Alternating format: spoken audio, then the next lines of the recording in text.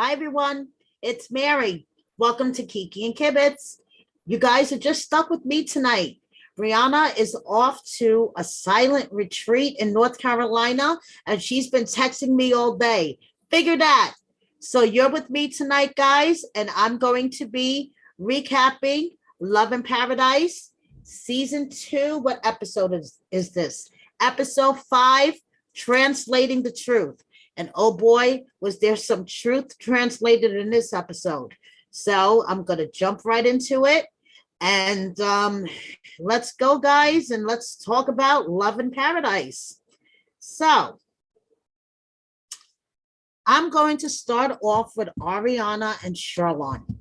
And the only thing I have to say about Ariana is her eyelashes annoy the fuck out of me. Okay, every time I see her, the only thing I see is her eyelashes. Ariana, you need to get them done again because whoever told you they look good lied to you. Moving on. So Odin is adorable. I think we could all agree on that. Odin is adorable. And she's down in Jamaica trying to make this work. But we have to give it to Sherlon. He has been honest from the start. He does not want a relationship, Ariana. Give it up. He does not want a relationship. And she is trying to force this so bad. It's almost embarrassing. I mean, to me, it is like embarrassing. He has been honest from the start. You could tell body language, things that he says. He's called her bro. When your baby daddy calls you bro, that tells you everything you need to know about your relationship. But she is down there and she's pushing it. So they go to see his friend James. James is meeting Odin for the first time. And she acts surprised that Sherlon is revealing that he does not want to come to the States in no way, shape, or form. Sherlon is not interested in coming to the States whatsoever, but he is interested in being a father. And that is why practically the minute Ariana got there, like the next morning, he was like, look what I got for you, girl, the paternity papers. A FedEx may be like 1,000 miles from where I am, and I work 7 days a week, but I made the effort to fill out these paternity papers because I want to be on my son's birth certificate. And you know, I give him a B for effort. You know, the guy is in Jamaica. You know, he didn't really ask for this. I know it takes two to tango, but, you know, he is dealing with what the cards dealt him, and he is trying to be responsible.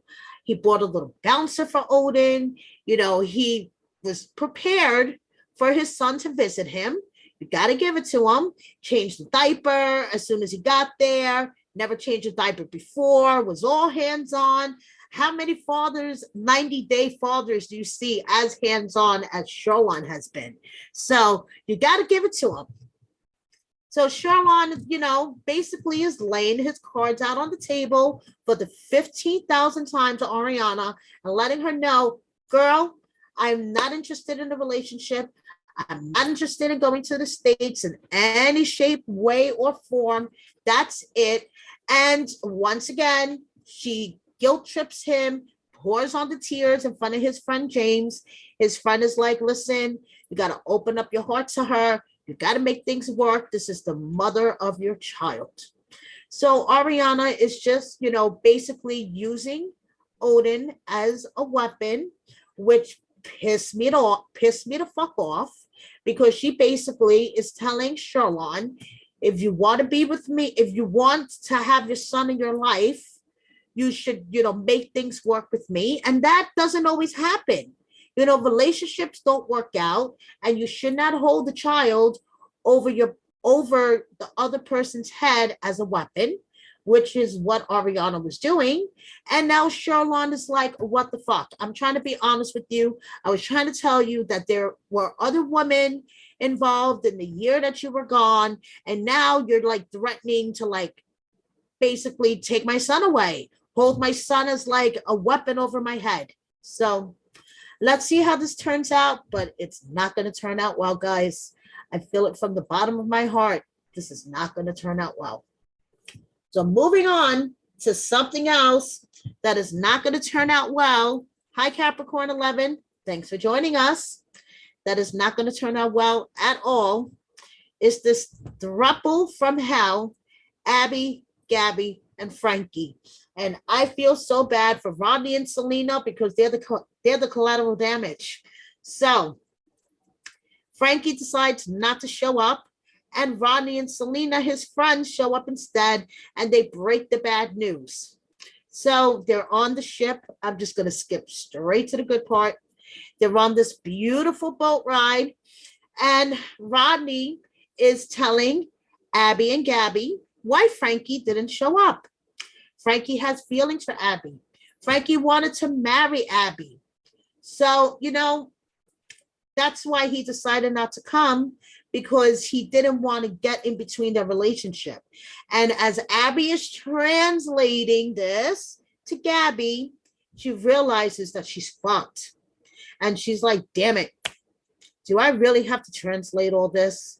Fuck me. Do I really have to translate all this? Like, I'm like really fucking screwed.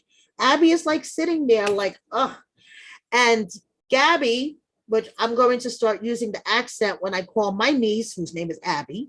She's just like, Abby, Abby, Abby, Abby. I think we should have done a shot every time she said her name. And Abby is just sitting there, just like looking at her. She couldn't even look at her. And she's just like, ugh. And all Gabby could do was just say her name over and over. Did you know this, Abby? Did you know this, Abby? Of course, Abby knew what the fuck was going on, Gabby. She knew what was going on. So Gabby felt like total crap. She wished she could sink to the bottom of the sea. My heart broke for her. I personally felt bad for Selena. I mean, can you imagine if you were Selena? I mean, it's bad enough your man is breaking the news of what was really going on. You have to sit there next to him while he's breaking the news. I mean, Selena looked like she wanted the boat to swallow her up. Poor Rodney is like stuck in this position. All he wanted to do was go to Mexico on vacation and have a good time. And he's stuck in this position. Gabby looks like she wants to jump off the boat and swim to shore. And all Abby could do is just sit there like, you know, say. I mean, I don't know. This whole shit is fucked up. And I don't like it. So, moving on to another situation that is screwed up and I don't like for a whole total different reason is Amber and Daniel. Now, Amber, this is the type of thing that I say, you know what you signed up for, so stop complaining. She's complaining that she has to take on all of the financial responsibility. And yeah, I get it. It's hard. It's a lot to take on. But you know that Daniel wasn't going to be able to work for a while, honey. So suck it up, Buttercup. Stop your bitching and moaning and stop emasculating the guy. Because that's what she's basically doing. She's like emasculating the poor guy. The guy already feels like crap. He has no car. He's like stuck in Florida, mowing the lawn. It's boring as fuck. Like he doesn't know what to do with himself. He's already living with her sister, 4 cats, cat hair everywhere, you know, and now she just moves in her gay best friend without telling him until like 3 days before. Like, who does that to their husband? Like, honestly, who does that to their husband? And it's just like, you know, oh, well, this is the way things are going to be because, what was it? Partners are 50-50 and I'm putting in 100%. So this is not a partnership. So Amber, let me ask you a question, darling. Does that apply to stay-at-home moms too? Because stay-at-home moms usually don't have any income and their partners are the one that bring home the income per se. So is that not a 50-50 partnership? I mean, if you like, you know, go along with her line of thinking, stay-at-home moms are not 50-50 partners either. So, you know, Amber, I think you need to back up on your words a little bit. And it's just bullshit. And it's just like the balance of power once again, Brianna and I have discussed this many, many times with the 90-Day Fiance shows and Before the 90 and Happily Ever After. There is a balance of power with the Americans and their foreigners, especially because the foreigners cannot work until they get their green card. So they're financially dependent on the Americans and they can't drive and things like that. So, unfortunately, a lot of the Americans seem to get on a power trip in connection to that. And it seems like, Amber is a little drunk on the power Kool-Aid and she needs to step back a bit. So anyway, Amber decides Ashton is moving in. She was going to butter Daniel up at the bowling alley. Daniel was totally adorable with his, with his bowling shirt with the American flag and his bag and his bowling gloves. So he was totally adorable. But Amber had to mess up the moment by breaking the news that Ashton was moving in. And not only was he moving in, he was taking over the extra bedroom, which was his closet, and which he was planning on converting into another bathroom, so he didn't have to share a bathroom with two adults and 4 cats at the moment. And now that Ashton is moving in, he has to share one bathroom with 3 adults and 4 cats and share a closet with Amber. Back in Costa Rica, he had his own room, his own closet, so he feels like he's moving backwards. Okay, so Daniel was not happy about this whole Ashton thing. Ashton moves in and Daniel takes out his aggressions on Ashton. And he's like, dude, no parties, no guests. I'm the man of the house, blah, blah, blah. And instead of, Amber handling it a better way, she totally backs up Ashton, makes her husband Daniel feel like shit. And once again, Daniel is back to like on this power trip of Amber being up here and Daniel being down here. So, it sucks all around. And moving on to Carlos and Valentin. And their scene this week was very interesting, very heartfelt.